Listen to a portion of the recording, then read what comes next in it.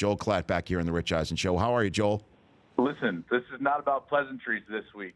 You and I are enemies, and I just would love to have listened to Vin Scully call the miracle in Michigan, because that's all I'm remembering this week is the Buffaloes burning down the big house. I was about to say, 1994. Trust me, Joel, I was a young man. How old was I? I forget. So it's 22 years ago. So I was 25 years old. And a buddy of mine who had worked for ESPN invited me there. It was the first time I was ever on the campus in Bristol, 2 years before I went to work there. And that was my dream, to work there.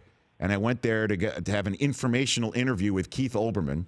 And I remember this is the greatest day of my life, that I'm not only at ESPN, but I'm there on a Michigan football day and surrounded by television sets. And it was awesome until that throw. And then I was miserable sitting there because I could not turn a television off.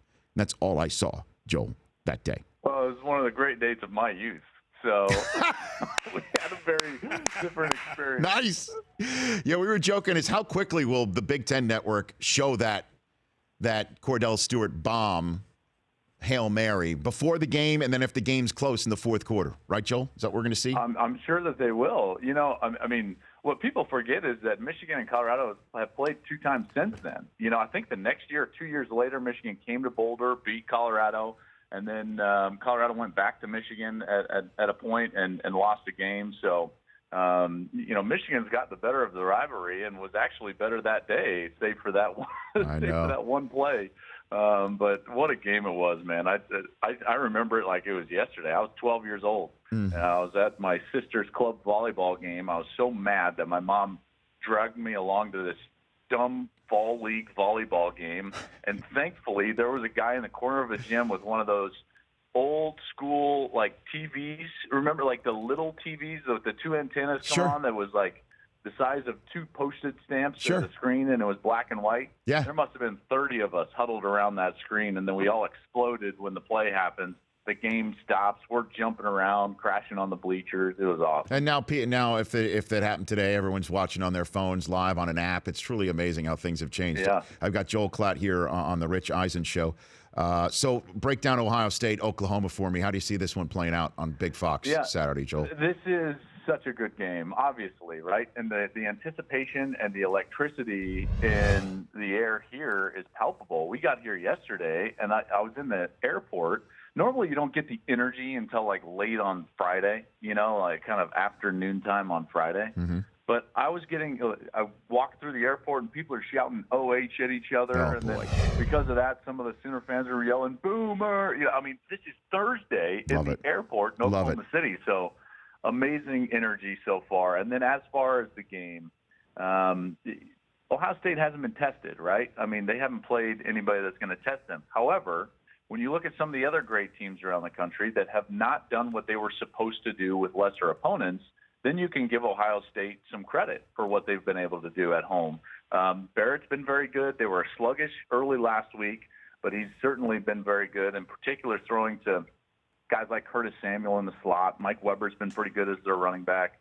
And then their defense has just been incredible, having 7 interceptions so far in the season to lead everybody in the country. In Oklahoma, everyone knows about the loss. But what they don't look at in that loss is that there were really like 3 individual plays that caused that entire thing to go the way that it did. The personal foul for touching Greg Ward's helmet in the first half that extended a drive into a touchdown. The kick 6 that happens, obviously, is a 10-point swing. And so OU really played fairly well, in particular on defense, outside of giving up some big passing plays. OU's very good, and trust me when I tell you this. They are ready for this game, and they've been looking at this one for a long time. Are you sure? Because I've heard that the Ohio State defense is pretty basic, and Baker Mayfield's going to light them up, Joel. That's where I wonder where I heard. Oh, yes, that's right. The backup quarterback from Oklahoma. How's that sitting in Stoops country, Joel? There are 2 people on the team that should never do an interview. One, freshman, never talk. Just don't talk. Just go about your business. Don't talk. You can talk next year. And the other one, backup quarterbacks. You don't go on the field. You've got no pressure. It's the best job in the world to have a hat and a clipboard on the sideline. Oh, man, you talk about the perfect storm. We were told entering practice yesterday, we're obviously going to see Coach Stoops, and we all think it's a little tongue-in-cheek, obviously, and we're asking their SID, and we're like, hey, how you guys doing with everything that came out today? And he looks at us like stoned, dead face, and was like, "Do not bring it up to Coach Stoops." Okay, you got it. Not happy. My gosh, I just would love to have been a fly on that wall when he ran into Austin Kendall after his Sooner Sports appearance where he said that. But looking at the tape, Joel, how close to accurate is he about Baker Mayfield's ability to light up Ohio State? For real? Well, I mean, Baker certainly has the ability. He's an unbelievable player. And the thing that's so dynamic about him, Rich, is that he thrives outside of the structure of the offense. You know, that's very rare to have quarterbacks like that. Manziel had that quality. Favre had that quality. What those guys can get in trouble with is the fact that they look to be outside of the structure of the offense. So sometimes when they were what I would call like a bunny, right? You got a bunny out there, take it, shoot it. The easy throw. Sometimes they hold the ball, pat it one or two times more in order to get something bigger. I was of the ability level that I couldn't play outside of the structure of the offense, right? So I had to take those bunnies. These guys are good enough where they can try to get something bigger, and sometimes that gets him in trouble. That's going to get him in trouble against Ohio State. If he stays calm and cool and collected, takes what they give him, and then when the opportunity presents itself, goes big, whether it's with his feet or down the field, I think he could have a big night. This secondary for Ohio State is very good, but they certainly aren't the greatest secondary in the country. So, we'll see how he's able to play. I think a lot has to do with his emotion level and trying to center himself and make sure that he's taking the easy throws, because that'll set him up for success down the line. Joel Klatt, who's calling Ohio State, Oklahoma with Gus Johnson on Big Fox on Saturday, joining me here. I've got Ricky Waters in studio next hour. We'll talk Notre Dame, Michigan State, and a Louisville, Florida State with Ricky, who's got a podcast on the ACC on Podcast One. So let me hit you, Joel, before I let you go. You nailed Alabama, nailing USC in week one. What do you think happens when Ole Miss gets the Crimson Tide in their house in the middle of the afternoon on CBS Saturday? What do you got for me there? For Alabama, I think they had like the perfect start to the season from a coaching perspective. And I say it in this regard. If you were to ask Nick in June, hey, tell me about what are the goals you would want for your team? How do you want this season to go in the first few weeks? First thing he would say is, I'd really love for a quarterback to establish himself as our starter. He's gotten that with Jalen Hurts. He would say then, hey, I would really love some aspect of our team to go out and be dominant. And they were certainly that against USC in week one.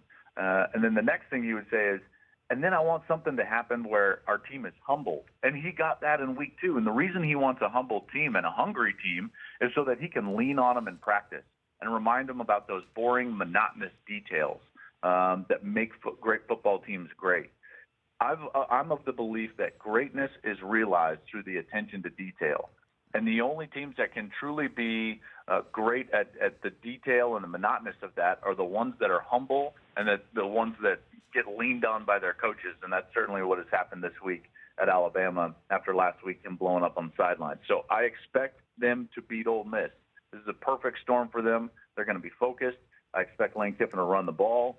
And the bottom line is Ole Miss has beat them 2 years in a row, largely because of turnovers. So if Alabama can hang on to the football, they'll win. So that would be the fourth thing. If Nick was asked, what's the fourth thing you want in the first couple of weeks, that would be something to chew Lane Kiffin's ass on, right? That would be that. Yes. In that respect, not the greatest answer in a press conference. Yeah, that was not a conversation. Hey, it looks like that you guys had an argument. He's like, argument? That was an ass chewing. What do you mean, argument? That was great. All right, Joel, wherever you're going to watch that Michigan-Colorado game, I hope it's on a better television this time. And I hope I don't snap mine off in disgust. Let's put it that way, okay? Well, I hope both of those things happen. And this week's blood is thicker than water. Nice. And I'm hoping that the Bucs get the biggest wins they've had, certainly, in 2 decades. All right, have a great one on Fox. I'll speak to you soon, Joel. Thanks for coming back buddy. on. At Joel Klatt on Fox Sports. The Rich Eisen Show, weekdays at noon Eastern on Audience.